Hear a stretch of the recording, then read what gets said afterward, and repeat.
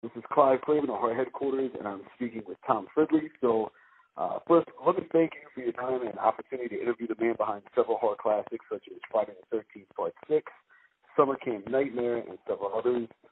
You also starred in cult classics like The Karate Kid and Iron Eagle. Our headquarters as a whole, and myself especially, appreciate the chance to talk horror with you. With that being said, I want to go ahead and get into this and ask you the first question. What inspired you to get into film, and who or what were your earliest influences? You know what? I got a good answer for that. What inspired me first to get into film is this. My father was an agent, and here's the thing. Truthfully, you remember, I don't know how old you are, but back in the day, everybody was racing BMX bicycles, like good ones. There was like the mongooses and the like FMFs, and they had all these names with like different bits. And my main thing of getting into acting, I was like, this bike was like $500, which was a fortune, and that was ridiculous. And my mom said, well, why don't you go on a couple of interviews, because it was her agent, my godfather was her agent. She said, go on an interview and just, see, maybe you can do this. So it was completely motivated, 100% by wanting to buy this bicycle. So I went and read for a guy. I went and read for this casting director. It was for the pilot of Fantasy Island. That was the first thing I did, I think, in 1978. So I go in, and he asked the same question. So why do you want to be an actor? And I'm like, I think I was 12. I said, I'm trying to buy a bicycle. I want to race BMX bikes. That's what I wanted to do. She goes, all right, well, hey, you're honest. So, and I told him the process in reading is usually, there's a little sister I had in this. That, we were going through in Fantasy Island. There was a divorce, and like our fantasy was to get our parents back together again. So there's a scene, of course, with the little sister or whatever. And I was like, I read my part, and I was like, no, I'm not going to read with anybody else. I'm not going to read. I had no clue, and I was just being a jackass.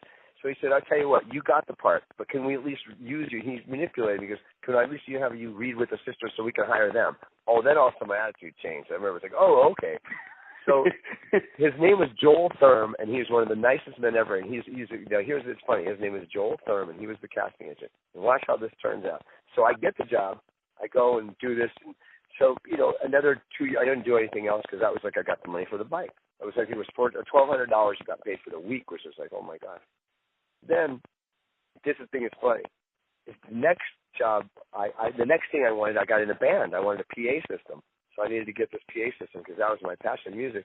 And went back, I'm like, hey, Mom, maybe I should go and read for another movie or something. So then I read for Joel Thurm again for Max Dugan Returns. And I get that part. And then he said, well, now you want to be an actor? I said, no, man, I want to be a rock star now. So that was the deal. You know what I mean? So that was kind of it. And then, funny enough, when I didn't care whether I got the parts, I was trying to do. I got everything I read for. And then, so I did that. And that was Kiefer Sutherland. I believe that was his first job. And Matthew Broderick and stuff. I don't know if you're familiar with that film. It's an old film from the 70s, or I guess it's early 80s, like 83, I think. So the people that moved me, what? I swear I was affected more by musicians. I was into Aerosmith and Zeppelin and Kiss and things like that. And it was just kind of a stepping stone to that. And for some reason, my personality was easy for me to do. I didn't understand why it would be difficult to do it. And I was a natural at it. It just, whether I was improvising or do whatever, it was just something that I started so young that I didn't have any fear of it. So therefore, I think that's what.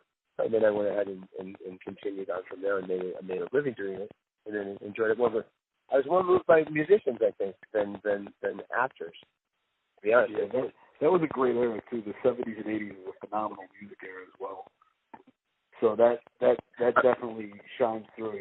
For me, as recognizing all different decades of music. Definitely the 70s and 80s stands out as two of the tops. Yeah, it was because my uncle was, and I used to go. Gosh, back in the day, we'd go see the screening. I was going not screenings. We'd go see the live shootings of Welcome Back, Kotter, and it was just in front of a live audience, like Happy Days or any of that. And then, my mother played Scott Baio's mother for so long that it was interesting. I mean, Scott and I was like it was funny. I mean, we used to hang out with Scott and be like, it was like, my mom, no, it's my mom, it's my mom. And it was and then I ended up doing a Charles in Charge one time. It was hilarious to see me and Scott like in the same scene with my mom, and then you could see the resemblance. I looked way more like my mom than he did, and it was just one of those. I remember getting fan letters and things going like, man, Scott doesn't even look like your mom. It's like you guys, because he did for all those years, for while he was doing that. But I don't know, it was just kind of interesting in a way. But I mean, John doing all those things he did, we used to go to see Welcome That Connor and all that, and it didn't move me. It was fun, and it was just kind of like going to the movies with a live audience. But really, music was my thing. I loved listening to it, and I just wanted to be it. You do your whatever. If you grab your guitar, you do all your, you play air guitar, and then all of a sudden you get some old beaten up things from a garage sale or something, and fake that. And I was, jumping skateboarding, bicycling, and wanting to be a rock star. Acting was not. That was just a means to get the money to do the other things, I guess. Yeah. At the time. I hear you. So you had the aspirations for BMXing and sports and the music stuff first, and then the movie stuff kind of came later. You know what? It did. It became kind of a passion for me in a way that. Here's what I would say to anybody, any of the people that are out there that think about or would desire to be acting. Anybody who's done it. The truth is, I used to be asked questions like, how do you remember all those words? How do you remember? And when it comes down to it, it's about listening. You listen to it, because, if you and I are having a conversation, you just asked me a question, and so I got the question. And if it had been written down on paper like it is right now, all I had to do is hear you ask it. And then the answer, you brief yourself with the answer, looking at the script, but, I just listen to what you say. That's what makes it believable. If you ever watch a movie where it just seems like it's not very good and you can't really put your finger on it, it's usually because they're shot out of sequence. They'll do like the beginning of the movie at the end, and then the characters really didn't get to know each other, and these people aren't experienced enough to really study the script to know exactly where they're going to be, as all that. It's more complicated than it be, but I got kind of passionate. It became like a real challenge at first. So I watched people do it, not poorly. As I got older, I watched people do it like that for us. I just kind of in my mind, I had a high, I don't know, just an ethical kind of thing, like it's just a high element of like I'm going to do the best I can at this. In the vision I had, I never took an acting class. My uncle never took an acting class. I mean, the old saying was, how can you actually, if you can't act, teach? Because how are you going to learn from somebody who hasn't had any success? Yeah, very true. Follow me. And I'm not making that. This people that do Shakespearean and all that stuff. There's the theory out there, and that's not what my goal was. It was more to be entertainment. Do the best you can to be as believable as you can, and you kind of become it. That's just my take on it. Is that to find some joy in it? Because if you're not having a good time, you play a character, play an instrument. Play is not a word that's something that comes before something that's unpleasant. Yeah, very true. So I want to go ahead and pull back for a second. To what you said about your appearance in Fantasy Island. I actually researched and didn't realize that was your first appearance in television. What was it like working on that set, and how was your first experience in film in general? It was smooth to it was smooth. It was interesting because here's the thing is when you start really young, it's like memory muscle. Like you don't have any fear, so therefore it's anybody who really wants to do this, if they have a passion as a young person, they have an advantage over somebody. I raced motorcycles when I was really young, and I started when I was about 7 riding motorcycles. And it's like I had no fear of it. So if I had to go right now and try to get to the degree of experience and skill level I have right now, but I started at like 30, I'd have been scared to death to fall down and get hurt and like break a bone and like, this is going to last for a long time. When you're a kid, you just go, so you become so overly confident.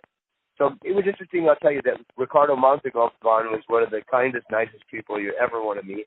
I had a really nice cast.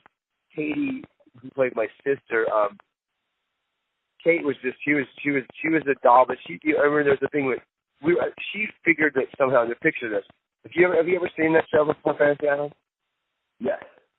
Okay. Well, Ricardo Montalban is the main guy who played. He was in Star Trek and all that stuff. But here's what happens: is he puts his arms around us both. Now, I'm on his left and she's on her right, and he tells us like. He's explaining like how our fantasy probably isn't going to come to, probably going to happen because you can't really force people to like re-love each other if they want to get divorced. So meanwhile, Katie Kurtzman, who's my fellow actress, my little sister, she decides that I should probably be crying at this point without saying anything. So she has, behind his back, has her hand up my sleeve and starts pinching me, like really freaking hard. And if you watch it like this, you'll see like I have this smile on my face, and then I get this look of like, oh, hell no, what the hell is this like?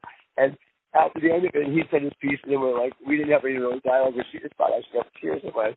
And after I was like, what the hell are you doing? You need to cry right there. Because she was crying. I'm like, you're a little girl. I don't feel like crying. But it was like my memories of that was her trying to kind of control it. And I saw her not too long ago. We have a thing on Facebook. It's this like celebrities and kid actors from the 70s and 80s. So we all kind of like, I don't know, everybody kind of, some of the people had really bad experiences and some had a lot better. So we kind of try to help the ones that had bad experiences and kind of, I don't know, it's kind of like a life raft for people that, really, a lot of kids commit suicide. A lot of child actors didn't make it.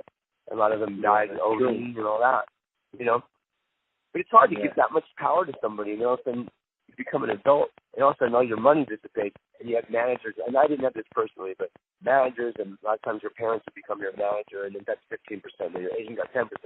And then the Jackie Coogan law, which is a law to protect young kids, really, there's a lot of loopholes in it, and people could get around it, and they'd steal all their money. And I know a lot of these actors that were kids like Johnny Whitaker, like a bunch of people that you would remember back in the old days. There's a bunch of kids that had made a fortune, and they got all their money just big when they all of a sudden they just kind of, it's like getting out of college, and here's life. Like you had all this money, you have nothing, and all of a sudden you've outgrown your cuteness, and all of a sudden you're an adult and nobody wants to hire, and you had all this power and nobody listened to you, and now you got nothing. Well, that's an unrealistic reality, but reality is how you see it. So these kids were programmed as like, they had all this power, and as long as they were at a job that, people would run around and do anything they wanted. And it wasn't like that they were bad people. They were just used to people taking care of them. And all of a sudden they don't have anybody.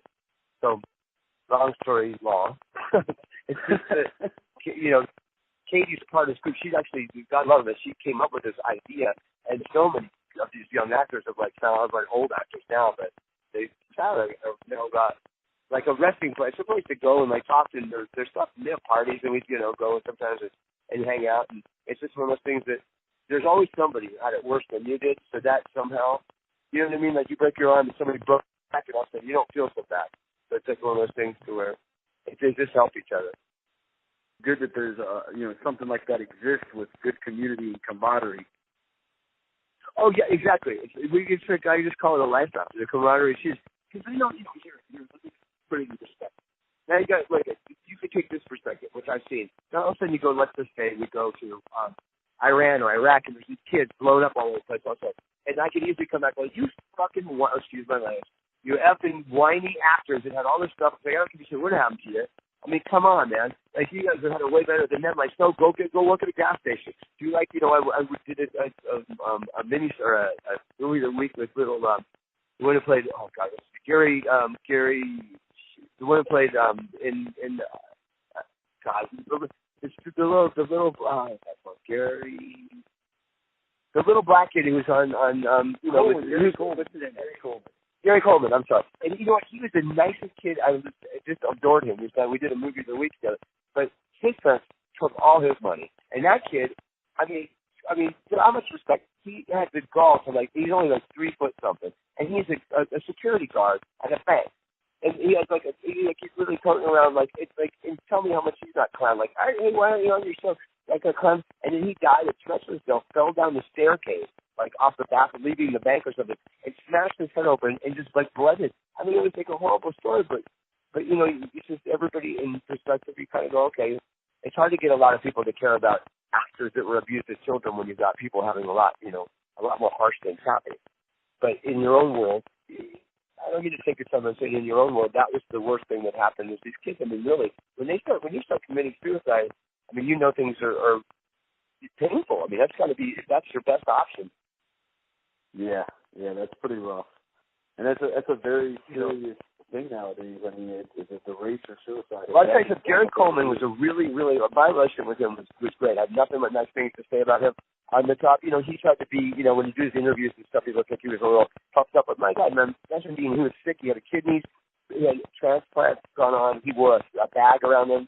There was a scene in this movie where he was a fire starter. I think the show is called. I'm trying to remember the name of it. It was a movie of the week. And who was in it? It was there was some really quality people in it. Yes, Cicely Tyson was in it, and there's a bunch of names in it. Playing with Fire.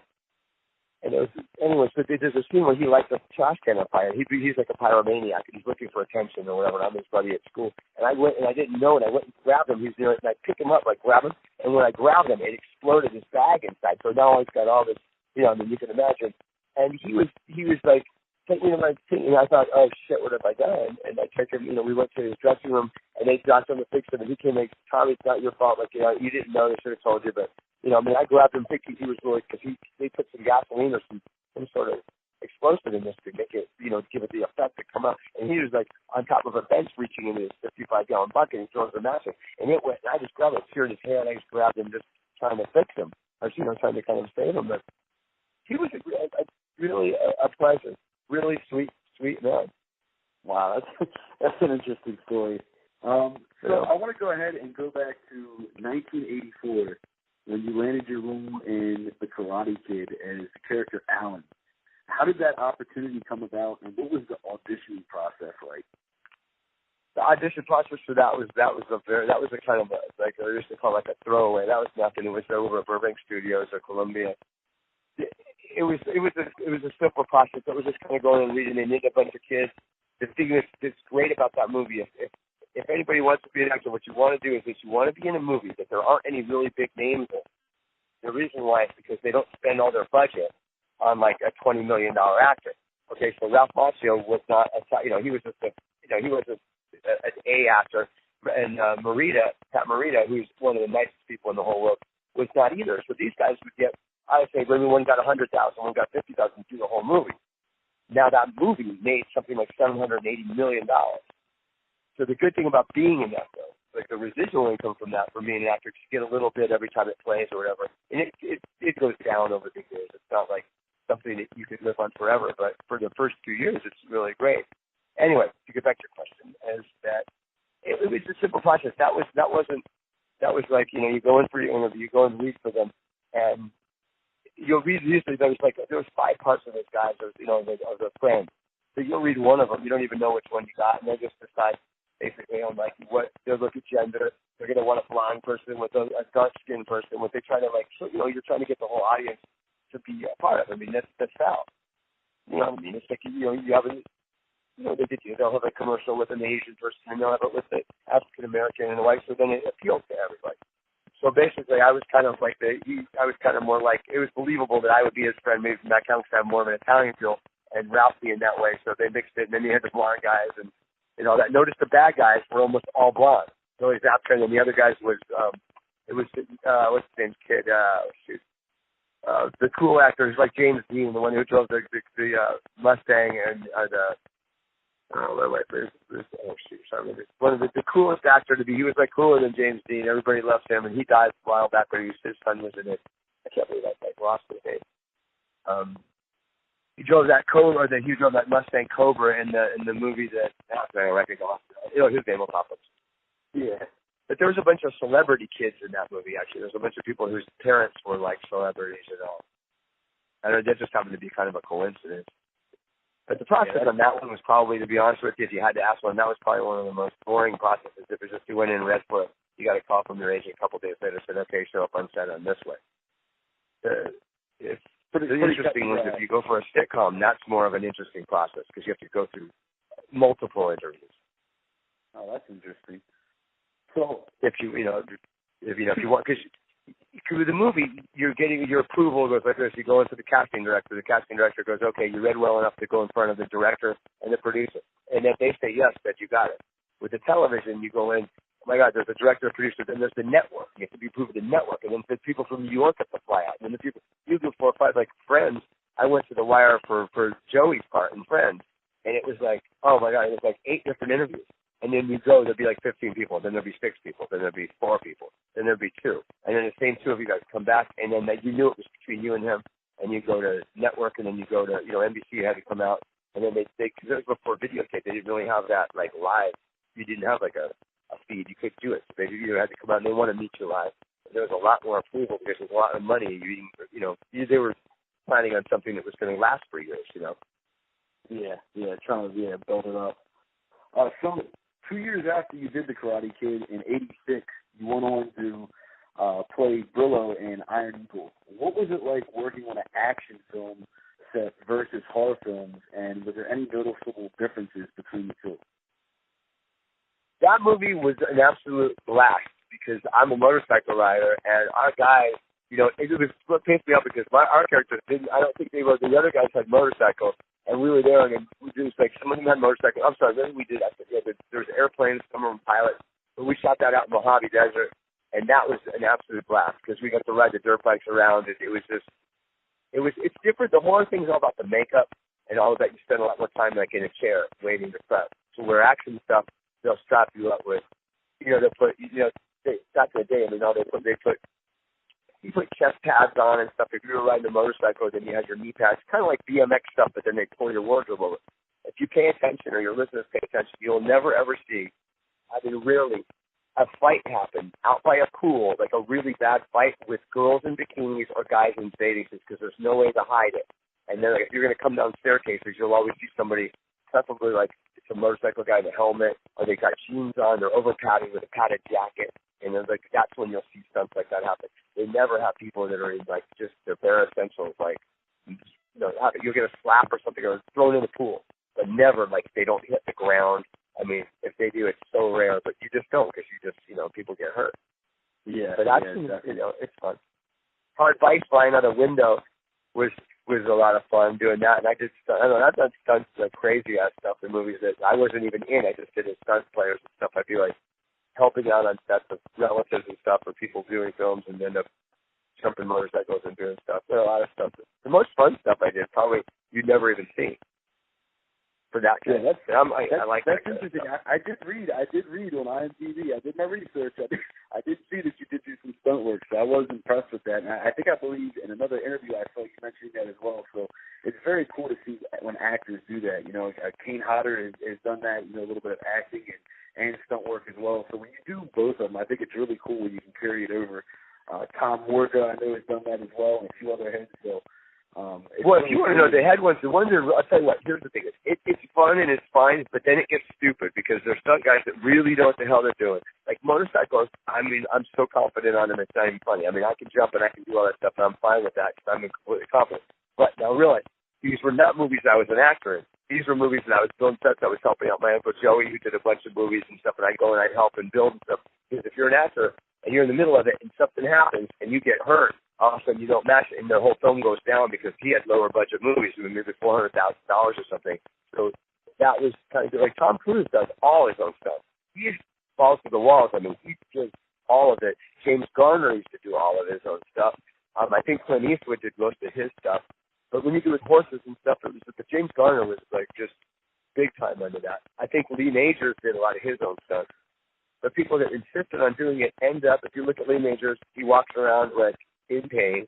Jim, you know, most of them are like, you know, in pain because the stuff, even the some guys that know how to do it, they always get hurt. They get paid well, but they get hurt. Usually getting banged up. Yeah. Yeah, I mean, you're always constantly doing take after take of the same action sequences, and it's going to be the same hits in the same places usually when you're doing it over and over again. So I can only imagine the wear and tear that takes on the body. Sure. With fight scenes, especially like the martial arts stuff, the fast stuff, like the oh my god, like the stuff that's like really fast.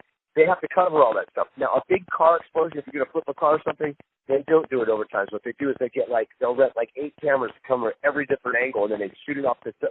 They got to come and go and sideways underneath, so it looks like they did it over and over again. But you're really covering it all at one time because they don't do that over and over again because that's like, those are like ones that cost, then they have to pay $100,000 for some guy to flip a car up over top of something. And it's a lot cheaper to get all the cameras to cover it, But it's just, it's different. Different people have different things that they do. But believe me, every stuntman has been hurt, has paid his price, and a lot of them are like on pain meds all the time. And it's like a cowboy's life. It's like a bull rider. It's those guys. Those guys are balls to the wall. They're fearless. And they have saved, actors do what they do, but you can tamper, you can mess around with it. But Tom Cruise really, he does some really ballsy, he does shit that's like, really scary stuff. He does stuff that's life-threatening, and I got to give him credit for that. He's all in his own stuff, and he does a really good job of them, and his team so far has gone without getting, hurt real bad. Yeah, that is pretty crazy. I wasn't aware of that either. So now this is something that I really wanted to dive into because this is kind of what turned me on to you as an actor. And the first film that I really remember seeing you in with me growing up and watching horror films was obviously your role as Court in Friday the 13th Part 6. Many fans of the franchise enjoy your character because of the colorful personality. What was it like working on that film, and how was it to be a victim of the killing machine that is Jason Voorhees? Oh, that film was, first of all, Tom McLaughlin's probably my favorite director to work with because of this. First of all, he was very friendly. He recognized, like, if somebody had a gift, he let them go with it. And, like, that scene with the kids, if you're familiar with the film, that was a total improv scene. And then what happens is, when you have low-budget movies, which that was, they buy, like, a roll of film. You have, like, a reel of film, right? So that's a full reel. And film rooms were like, I'm going to make a price of it. Let's say they were $7,500 a roll. So what happened is, they'd buy half rolls, because guess what? When at the end of the movie, you have half rolls left, so they'd give it back to them. You got what I'm saying? So you get these little pieces of film. So you collect that stuff up, and you grab it in case you needed it for extra stuff. So at the end of the movie, last day, Tommy said, listen, we got an extra 50 foot of film left. It gives you about 3 or 4 minutes. And he throws me a rock, and he gives all the kids, he goes, let's make something up, let's do something. Maybe we can use it, maybe we can't. So he put a camera on the ground that was shooting up at the kids, and then one at me. So it was like there was no editing. It was editing just back forth. I didn't have to do it over again. So I just improv that thing, which is, some people's favorite thing. But he just allowed me to do, like, be free and do what you do. But that was a lot of fun. CJ was my case. I mean, he was absolutely perfect for what he did. I mean, he's a hell of a nice guy, but he is a real brick shithouse. And the guy's like, I think he's a Navy SEAL or a Green Beret. He's high up in there. I mean, he's a real badass. He's not for joking. I mean, he's a gentle giant, but he's for real and a real scholar. He's intelligent. He runs a casino. I mean, he's a bright guy, and he's not an actor. He just played that thing. He's like, when he said, I can't believe people are getting us an autograph and saying I'm an actor. He goes, I just did that, but he did it brilliantly. He was great at looking like a badass that had nothing. There was no doubt in him. He didn't hesitate. And he could pick somebody up and just throw them. And he didn't have to get trampolines. You could just throw them. No, that's something I want to talk about because that actually leads me to my next question. And I'm actually going to be talking to CJ at Monster Mania this week. I'm sorry, but there's one name that comes along that did be in Black Belt and some stuff. And it's just like, all of a sudden, it's been such a problem getting into conventions. I've done 2 of them with CJ, but I mean, I just love CJ. I mean, shit, we shared a room the last one we did. We were together. I mean, we get along great. I think isn't it mostly Jasons they got there at that one? Yeah, this is there's 6 Jasons there: John Carpenter, Tony Todd, Kathleen Turner, Richard Dreyfuss, Paul Rubens, Sean Astin. There's a lot of Joe Pantoliano. I mean, there's a crazy lineup for this one. A lot of hits are going to be there. But I'm doing interviews with C.J. Graham, Joel Robinson, and Scott Jackson when I'm there.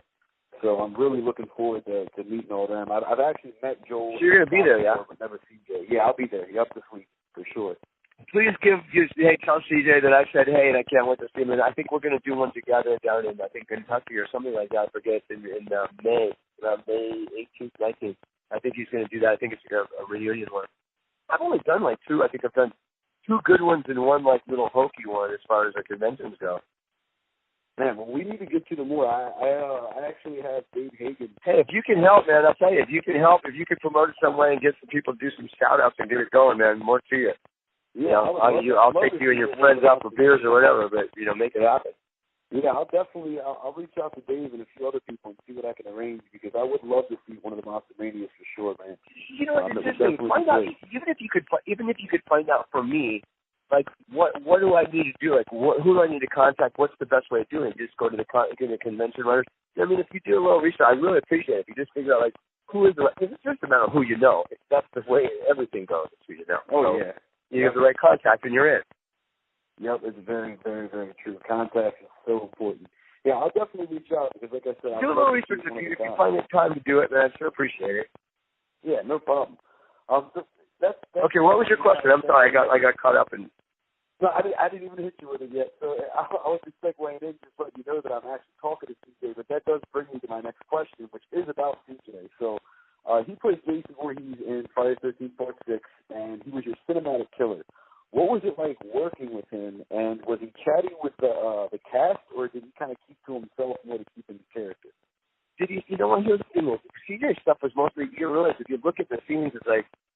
wasn't with me. Like, he was separate. I wasn't in a lot of scenes. I was just in the scene with him when he comes into the van. Nobody's really in the scene very long with him because he kills them. So his stuff was, like, spread out all over the place. But as this is a person, he was quiet. He's a quiet guy. He just kind of stayed to himself, and he was like, he's military, man. He's like, you know, I mean, he's like a secret agent kind of guy. But he's a very bright, very nice man.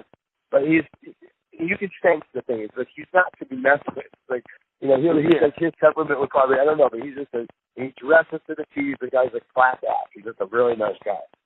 Yeah. But he was pretty quiet. Like, he was doing something, something. You shoot out a sequence. I only had one day with him there, and he did my thing. And then he moved on, and they shoot different things. But I wasn't with any other scenes. I wasn't in any other scenes with him. So, you know, he came and shot his stuff, and everybody. It's hard to explain, but you know, you start. Like, give you an example. Like Summer Camp Nightmare. The first day I showed up on set, they hung me. I was hung the first day. I hadn't met any cast at all, but there was a cool tree in this canyon. They said, that's a good place for hanging right there. That's a good tree. So they just hung me. So I'm already dead, and I haven't even met in the cast yet. And then started, and they did that like a week before the movie started. So I went up to the wardrobe place, and it was up in the hills in Sherman Oaks. And there was a place like up in the hills where they go, man, that's a perfect tree. Let's just shoot this right here. And they just shot me hanging right there. And then I met everybody else like a week later. It gives you an idea how out of sequence things go. And so I spent more time with CJ at the conventions than I did on the film. Yeah, that's crazy. So, and I guess that kind of happens. Cool, calm, and collected, as I already described him. Yeah, I guess that kind of happens, though, like you said, I mean, like on the convention circuit, I mean, I'm sure you guys do bump into each other a lot, just out more so than you would on the film if a lot of the scenes weren't actually filmed together. It makes sense. Yeah, you don't bump into people a lot. And then after a film's over, there's something that's great and sad about doing movies, because if you do one, you're like, anytime you work over a couple of weeks, you're on location, so now you've left your home, you're in like a fantasy land. You spend all this time, you get really close with everybody, the people that are cooking for you, get close with the makeup people. It becomes your family, because you're just, and, you know, you got to, especially if there's big celebrities and stuff in the movies, like, they have to be kind of away from the public, or they, you know, you got all that stuff that goes on with that. So you eat dinner with these people, you basically live with them. And at the end of it, there's this melancholy, very sad thing of like, wow, and you just jump from one to the next, and and every once in a while there'll be somebody from the one before that, the crew and stuff that goes to the crew, but the crew is what sets the tone for it. It's Blade. It's like a good crew is irreplaceable, because you know you'll keep you safe. They know you'll keep you in, like, in the old days, like beer and cigarettes or whatever. They always handle, like, whatever you needed, they had it. And they would make sure props would get you whatever you needed. It was a great relationship. And if you're not kind, it backfires, and you just can't be an ass, and you shouldn't be, because you're lucky to be doing it. You're making a living doing something that you love to do. And most people don't have that. You know, they have to go to work, and then they do what they want to do afterwards. Yeah, very true. Very true. So it's a real blessing there, man. It's like, it's something that it gets abused a lot of times, and you see it. And some actors, you'll see, they were great actors, and they're gone. You know, they'll go from A to B to C list kind of things. And, you know, some people, believe me, it gets found out, shaken out. There's plenty of talent out there. YouTube proves it. There's so much talent out there in the world. You're so lucky to get picked, because there's 1,000 people behind you. They can't wait for it. They will work harder and do more and be nicer. And you're just like, holy crap, man. hold on to the railing while you're there. Because it's a lot of times short-lived, especially now, because everybody's available. You know, you can see it, YouTube. You used to have to go to LA and move there, get an agent, do all this stuff. Now there's people scouring YouTube for talent. You know, they're finding it. True. There's a ton of it out there. I'm sure you could do something better than anybody else, or something. Everybody can do something better than anybody else can. Whether or not it's something people want to see on the screen or not, or whether it's something that you could just, I don't know, you know, who knows? Draw a picture, draw a gun, draw this video. Who knows what it is? It's something that, you know, everybody's got a gift. Yeah, everybody excels in something in some way or another, for sure. Absolutely. So absolutely, they did. A year after you did Friday the 13th Part 6, you were in Summer Camp Nightmare. How did you get involved with that film, and do you have any fond memories of working on set? Summer Camp Nightmare was a blast. I met a girl, fell in love with this girl that was just really a doll, Melissa Brennan, who played a character in that, and she was just fun. It was one of those, like, you know, it was one of those two ships that passed the night. We ended up living together for a couple of years. She was a doll. It was like young. I was 20. I remember I turned 21 on the set, and all of a sudden I could go get beer for everybody. We lived on the set. We stayed at a little camp up in Malibu. It was a Jewish camp called Camp Shalom, I believe it was called. It was really neat. And we just stayed in on the trailers and just stayed up there. And the younger kids, the parents would take them home. For the younger ones, And we just stayed up there and basically partied and had fun. That was another, I don't know, really, I don't have any bad memories of any film stuff. I did a thing for HBO called War Story, which is really quality thing, but that was cold, and the weather was really challenging, and it was the acting was really demanding. You played a Vietnam vet who is, here's the thing, you played a character that was a real character, and that character you played was on set. Like, you played missing an arm, and I had no arm, and I had no leg, and I literally was playing that guy who had left his arm, and I was strapped up to be him. Talk about pressure, man. It's like you have to be so respectful, and like you want to know, and they take us and drop us off in we pushed them in a park one day, all taped up, like, so we didn't, I had our limbs hidden and all that stuff, and I'm pushing the guy in a wheelchair, he's got no legs, and I got no arm. It was amazing the way that the guy was like, go look at how the public deals with you, just go steal that. And the people would grab their children and kind of pull them slowly away from you like you were a freak. And boy, you got bitter and pissed off. And one day he goes, well, imagine I've been doing this for like 31 years, and all I did was lost a limb for my country, and I get treated like this. So boy, the attitude for that was just crazy. But that was probably the most uncomfortable and most like, without a doubt, like the most, I don't know, spiritually nourishing thing. You felt like you really accomplished something. It was probably by far my favorite work that I've done as far as something like that was really meant something. Yeah, I would feel like probably because you got that guy right there. If you screw up, he's like, man, what are you doing? It was like there was no option. You couldn't screw up. Yeah, I would imagine that would definitely be a challenging, situation to be in, with having him present and being on set watching. That would probably. Well, realize there was like 4 or 5 of us, right? We all missing limbs, so all 4 or 5 of the guys who lived through it. But like it was a trilogy. So there was 3 episodes that were half hour long. It was called War Stories from HBO, and ours was called Home. And there's another one. There was 3 of them that were just short. So only half hour long, but it gave you a piece. But Home was basically how these Vietnam vets got treated when they got home. And it was all open in a hospital, and we're out getting stoned and smoking weed and doing our thing and coming back and trying to like talk about a life raft, man. It was just our life raft was just the beds. There's all 3 of us or 4 of us, I think, were in the same room, and we played cards. And the card table was our life raft, and I never became a character so much as that. Like, actually let it kind of just take me over, and then I let that gentleman just kind of like I tried to like be a part of it. I mean, literally, like walk right behind him and try to like mimic his thing and try to feel the pain that he felt.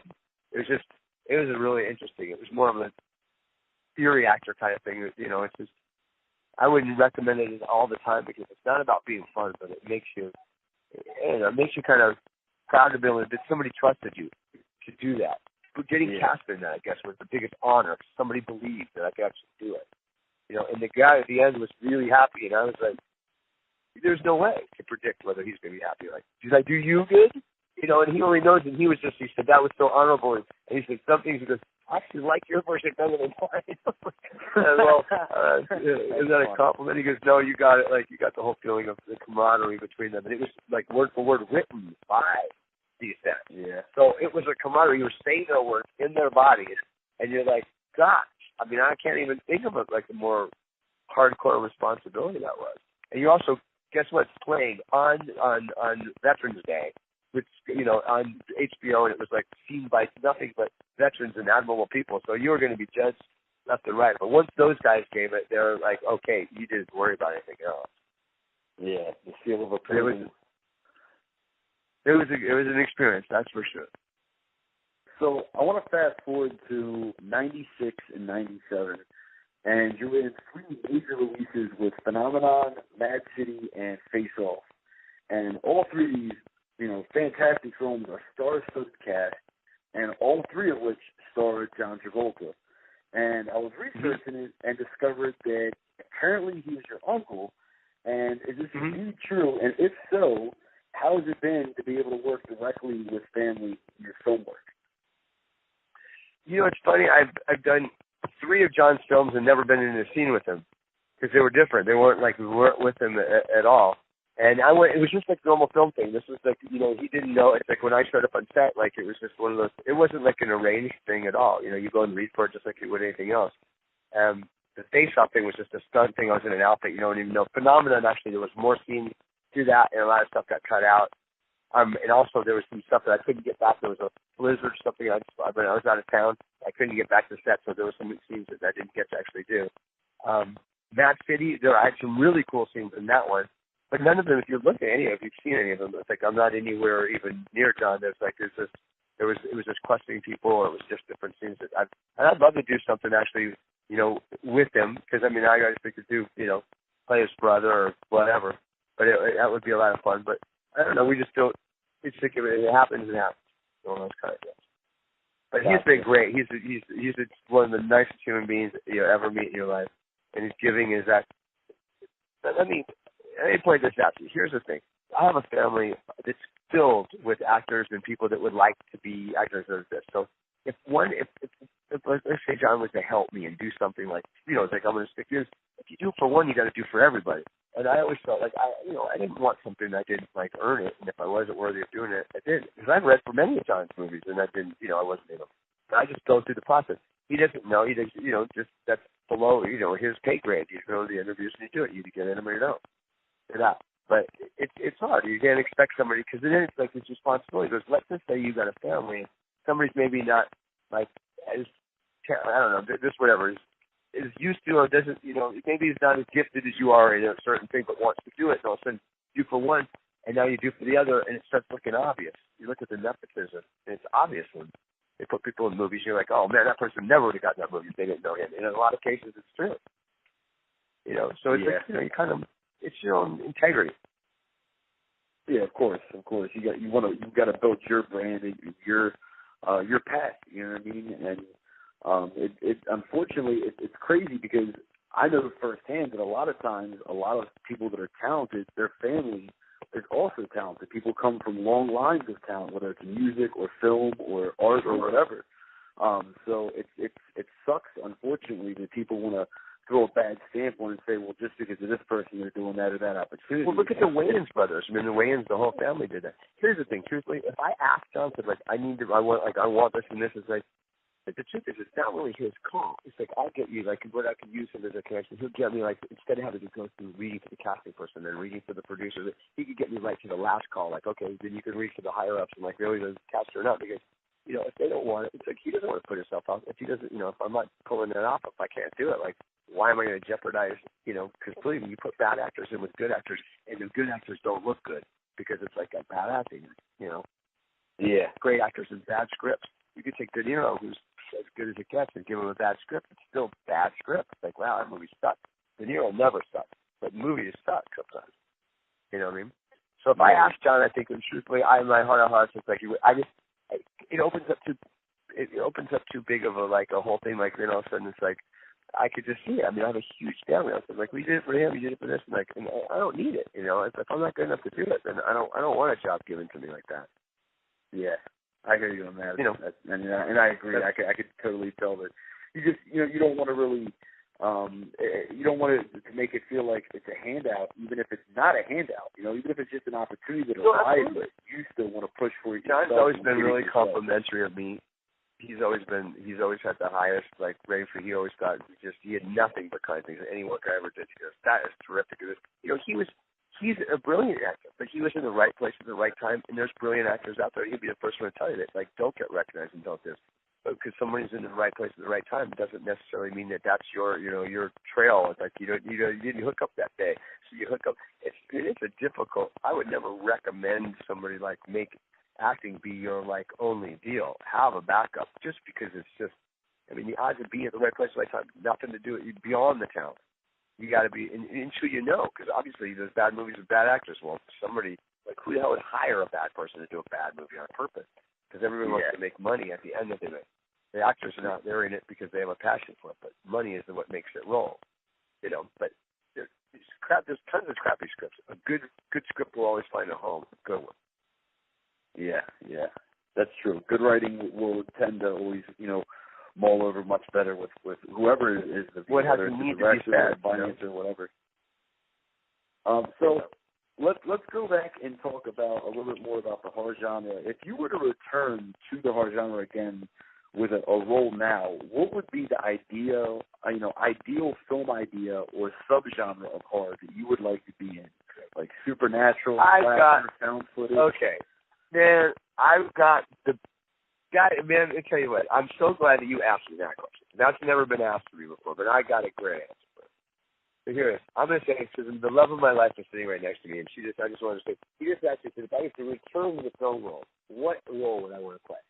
I'm writing it as I keep having a struggle. It's so hard to stick to the writing because you get the writer's block, and it just, the powers, I don't know, I get haunted sometimes. I'll stop and go, but this is exactly what I wrote a character because I'm a vocalist and a drummer, and that's what I love to do. I love to play drums, and I love to sing.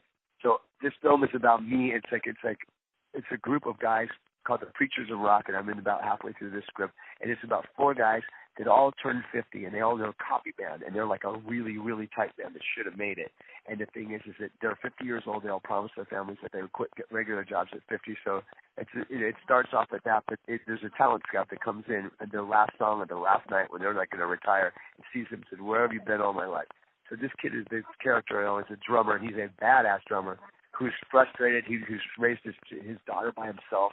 He's got drug problems. He's a really intricate kind of guy, but heart's in the right place. But it's like the band never happened. It was supposed to happen. It's just like, because they're that good. They should have been. They should have been Ben Hill. They should have been, they should have been this band. And in the long run, this film brings back classic rock in a huge way. And I've got half the soundtrack written, I've got half the script written. And this is this needs to be said, because I'm of an age to where there's plenty of people that still would like to maybe listen to more than rap and listen to the old stuff where there was a story that said something in it, opposed to just a bunch of complaining and stuff or whatever. Yeah. Or that. I can't get around the DJ stuff. I just don't get that. I'm like, that's like IT tech people. I don't know. But that's it. I come back as the drummer, and I'm writing the part that I want to be, and that's it. So that's the way you do it. If you don't have it out there, write it yourself. Yeah, create it. Yep. Sometimes you got to do it. Create it. So that's the creation. And this idea is like it goes. There's so much more to it than that. But this is a film that's like just. I don't know. I'm like so I get so excited when I look at it and just get goosebumps every time I write lines. My daughter's who's a prodigy. My daughter's a brilliant musician. She's self-taught herself all this stuff. And if she wasn't my daughter, I would follow her around like her biggest fan. It has nothing to do with her bigger daughter. I just recognize how amazing this girl is. Taught herself how to play violin. Taught herself how to play guitar. She writes songs that are so deep, and she's 15 years old and started at 12 writing songs that were like deep for anybody. If you're 50, you go like, oh my God, there's like so about relationships and stuff. This isn't bubblegum stuff. This is like deep stuff. And so that's awesome. Anyway, so that's I don't know. I got to just cut it up. So that's the character I would be. I want to just be that. I like the drummer. The just I don't know. It'll get there when it can, but it's just somebody who's really highly like an addictive personality who's just got all kinds of shit going on. Who as a child is smarter than he is, and it's like basically raising him. And like he screws up all the time. She comes and bails him out of jail, and it's almost like like Andy Griffith. It's like they come in and they go, yeah, guy down out knocking. He comes and she comes and I'm just vision in my head her pulling in this pickup truck, and she's got big wood blocks on her feet so she can drive the truck with her fire stick, and she pulls and she gets out and like through the dust and pulls them and grabs them and like throws them. She's like, God, how many more times is this going to be? And I'm always like, I'm broken. It's just a really broken thing, and I think that would register with a lot of people. Yeah.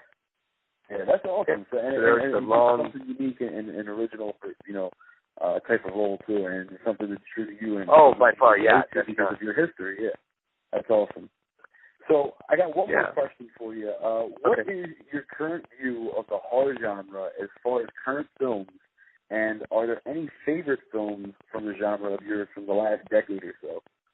You know what? This is a question that I get asked. You know what? Here's the thing: is most people are like, I got to be honest with you. I'm more of a sci-fi fan than I am a horror fan. As far as that goes, I think that this stuff is like I don't get like the adrenaline rush of like the scare thing. Isn't one that like that's not like one that I search out. So it's like when that whole like scare thing doesn't get me off the same way it does other people. And it's like I don't watch a lot of horror films. I really don't. I watch the ones that my friends were in and stuff.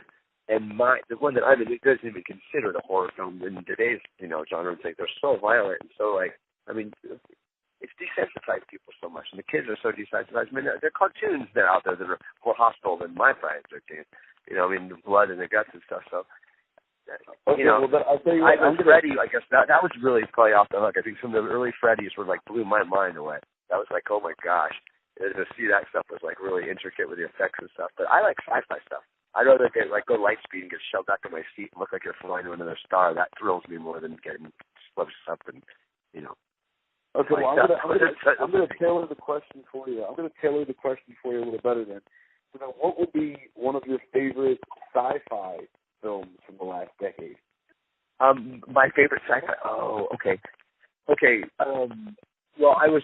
That's a good question. I started writing. Here's how I know something. I'm gonna tell you something. I'm a ufologist. I'm a huge, big conspiracy theorist, like in a huge way. And I've been 30 years into it, and I'm like deep into like it, like in a big, huge way of what's really going on. It takes a long time. There's so many rabbit holes to go down. So I love watching Star Trek back in the old days, and then Star Trek movies like Wrath of Khan and all that stuff. And Star Wars was like, you know, the nice thing was I got to watch it when that was the best technology there was. So it was all like unbelievable, you know. But now it's I appreciate. I love Pine is great as a captain. I think he's great in the Star Trek. He's got a great sense of humor about it. I think Chris Pine did just an absolutely flawless job at that. I love the Marvel stuff. It's fun to watch. I mean, those are fun. It's like you go off feeling good. You never really see anybody die. You really don't. It's not gory and bloody. I don't know. I guess in my life's been like I don't need to see. I've seen a lot of death, like just people that I love and stuff happen. So I don't need that really as a thing. But the sci-fi, I just like the farther away you get from this planet and the idea that you could travel like that soothes my soul. It just makes me feel free. Yeah, I think totally get that. I'd love to be able to just jump out of my body and go and just go. Wouldn't we all? You know, that's it. You know, I love like Thor. Just the idea to boom and his thing. But you know, if you notice, all of them are flawed. They all have the human things. All of the superheroes are all flawed in their own way. There's no more than we are. They're given powers and men with helmets they're abused in some of the ways. You know. Yeah. Some of them. Captain America seems to be probably the most balanced, the most like. You know, mother-approved guy of all of them because he doesn't really make a lot of bad decisions. He can make some that are maybe not so emotional, like he could be a little kind of cold or something. Goes, oh, come on, you guys, like, no, it's the bottom line is he is his whole kind of theory is that the majority rules and the end justifies the means, and we have to what goes for the masses because you got to keep, one does not justify what the answer to this is. So he's more logical. The other ones they're emotional, tip up a whole planet up for somebody they love, or somebody who's really creepy, will just follow them around and stuff.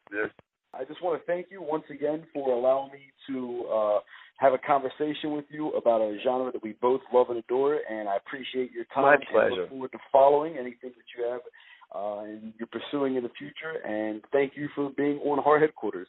Well, first of all, thank you very much for having me. It was a pleasure. I know if I talked your ear off, it's like, man, that Tom Fridley sure talks a lot. Anyway, here's the thing. If any of your listeners or anybody's out there, because they're all more techy than I am, if you can find out a way or the best way of getting, if you care, if you want to see me at any of these conventions or anything of this, what's the best, do a little research because, in Powers, we rock and divided we fall. So just figure it out. If there's somebody can get you some information or something, what's the best contacts and stuff? I would love to do it. And then, whoever it is, make it apparent, and I'll give you my email address so they can email me, and I will personally take them out for a beer or the friends or whoever helps me do this. I mean, I will make an extra point if there's something that matters to them to give them personal attention. Yeah, I will definitely look at that myself personally to help you out and see what I can work out for you, Tom. I really appreciate it. Really glad to sit down and talk with you, man. I appreciate your time. Thank you once again for coming on to the show. I look forward to talking to you again in the future, and I will see you, my friend. Keep it hard. Absolutely. Okay.